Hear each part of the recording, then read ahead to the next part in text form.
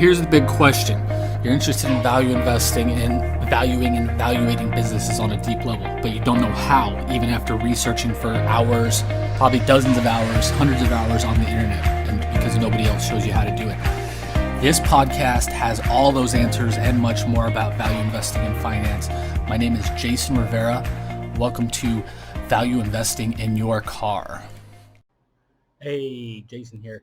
In this episode of Value Investing in Your Car, I want to give you an illustration of the last 10 days or so for me and my process and how crazy this market's been, not just in general, probably for you, you've probably seen it as well. Before I get to that, I need to let you know you can get the series as a podcast anywhere in the world for free on all major podcasting platforms, Anchor, iTunes, SoundCloud, Stitcher, and more. You can get this series and this video as a podcast anywhere in the world to listen to for free. Okay, so I want to give you an illustration of how insane the market's been over the last, not only last 10 or so days, but also the last 45-ish days, to kind of give you some context of what we're dealing with here with this coronavirus and the market crash and treasury crash and the oil crash and all this stuff that's crashing all at once. So I'm going to start from today and kind of go backwards and talk about the craziness. So since me and my family had a pre-planned trip to Puerto Rico for family vacation, and then when my father-in-law passed away in January from complications due to stage 4 glioblastoma brain cancer, we turned it into a service for him as well. He was from Puerto Rico, and so we had a bunch of family coming to Puerto Rico to do his services while we're down there as well. We leave for Puerto Rico. This is pre-planned since January. We leave from Puerto Rico on March 11th. 2 days before we leave, the market starts crashing because of the coronavirus, and the treasury yields and the oil stuff just really heats up. And when I mean crashing, I mean these huge swings, 2,000 point swings down, 1,000 point swing up, and then down, and then blah, blah, blah, blah, blah. You know what's been going on in terms of details. When we leave the airport on March 11th from Tampa International, pretty much no one. I saw one family with masks and gloves on. It was a wife and a husband and 2 kids. They had masks and gloves on. Pretty much nobody else in the airport did. We get to Puerto Rico, doing the tourist stuff, first couple days in San Juan. We go over to the west side of the island, where my wife's family lives. And the day we arrive over there, I think it was Saturday. So that would be, we got in late Wednesday night. So Thursday, Friday, third day, we're there. The island of Puerto Rico declares martial law. I think it was Saturday. It might have been Sunday night. They declared martial law on the island after the first 3 cases of coronavirus are confirmed on the island. Of course, as an American, I've never been under martial law before, so we're worried that we're not going to be able to get home. But not only that, they closed restaurants. They closed bakeries. They closed beaches. They closed everything down there. My wife's aunt was on the beach, not even close to anybody, after they declared martial law, because they hadn't closed the beaches down yet officially. And their version of their Fish and Wildlife Game Commission, whatever, got a boat and pretty much told everybody they need to get off the beach. The beach is closed. So we spend the rest of our 3-4 days hanging out with our family, which fine, whatever. Not doing anything, all the tourist stuff we plan to do. We're trying to get our flights moved up so we can come back home early. We couldn't do that. All the flights are booked. So I spend time researching stocks as well as I can from my phone, because the internet was intermittent at best where we were at. So I was researching stocks on my phone so I could prepare for when I got back to do heavy research on finding companies to invest. We get back on the 18th at night at like 9 at night in Tampa time. Probably 50% of people in the airport have masks or gloves or both. People are wiping down the airplane seats, everything in the airplane like crazy with disinfectant wipes.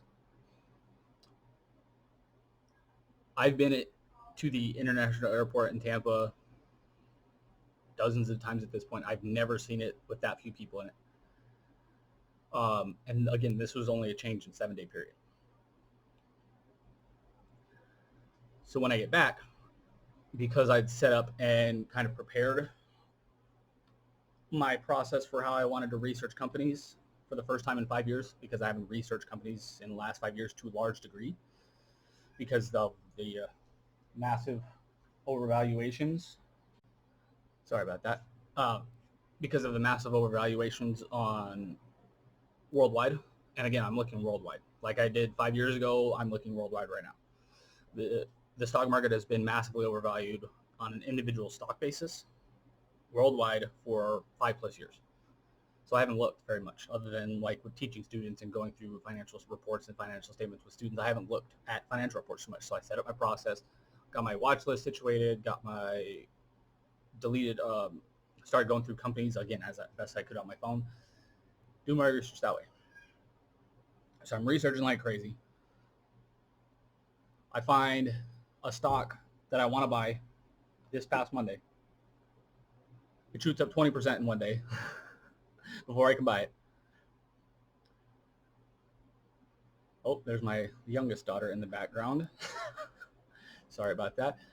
So I find a company I want to buy. First company I'm looking to buy in 5+ years because of the overvaluation.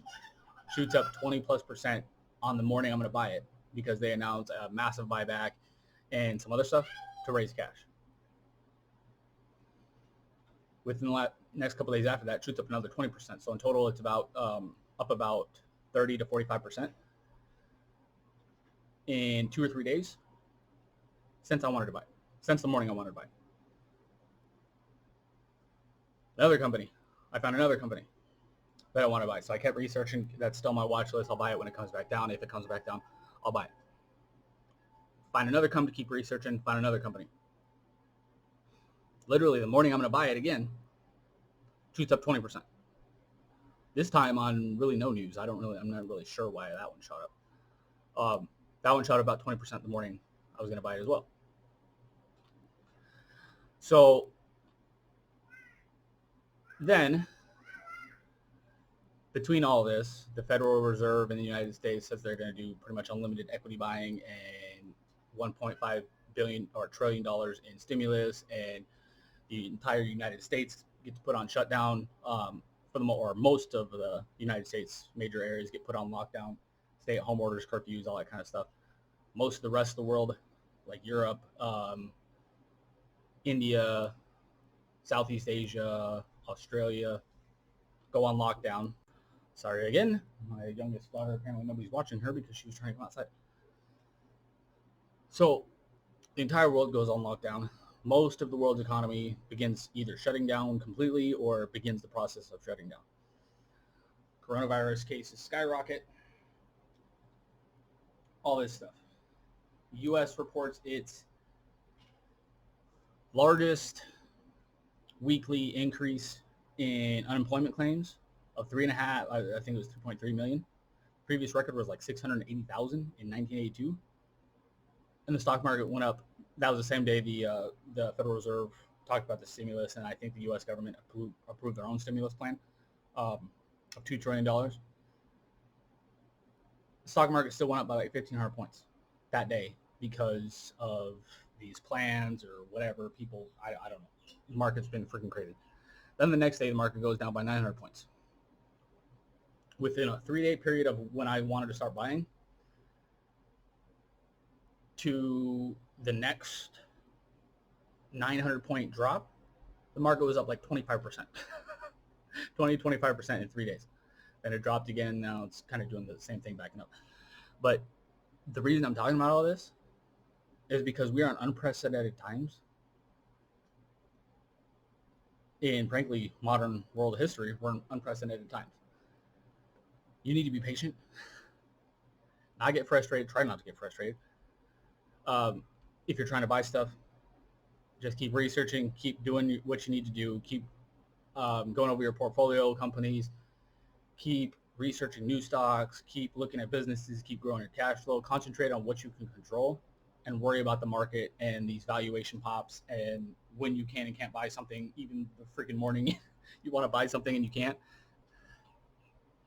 Be patient, keep working, keep moving forward, and the market will take care of itself. But this, I just want to illustrate how much things have changed. And this, so we got back last Wednesday or on the 18th. This was all by within a 14-day period. All this stuff I'm talking about right now. Plus, here's an even bigger illustration. The stock market, and I don't remember the exact dates. I'll find the article for you, but I don't remember the exact dates. But I think it was from the peak to a 30% decline. The Dow, I think it was the Dow Jones or the S&P 500, one of the two, dropped 30% in, I think it was 21 days, 21 or 22 days, which is the fastest 30% drop in United States stock market history, even faster than the 30% drop in the Great Depression. So things are extremely volatile. Things are going to keep swinging up and down massively. Just keep doing what you can do and be patient. Don't panic. Build your cash flow. Stay healthy. And yeah, build your cash flow and stay healthy and keep working. Keep grinding. And at some point, when things will calm down a little bit, or you'll be able to buy something even on these swings. So just keep doing what you're doing and stay healthy. So that's all we can do. We can control what we can control. We can't control the market or stock prices rising the morning we're going to buy something. So as of this recording, I still haven't bought anything new. Planning on buying maybe one or two things tomorrow for the first time in 5 years. But again, never know. Maybe the stock market will go up by 20% tomorrow. Maybe it'll fall by 20% tomorrow. We don't know with all the craziness that's going on. So be patient and keep grinding. So I hope this helps. Let me know your personal, if you've had kind of some of the same or similar frustrations about wanting to buy and not being able to, and because stuff's going up or falling or whatever. I'd love to hear your stories in the comments below. Thanks for watching. Remember, you can get this on a podcast, and if you're watching on YouTube, share, subscribe, and comment, and hit the notification bell so you're notified anytime we release a new video, and releasing new videos all the time. Make sure to get this on podcast as well, like I talked about at the beginning of the video. And until next time, thanks for watching. Have a great day. Talk soon. Bye.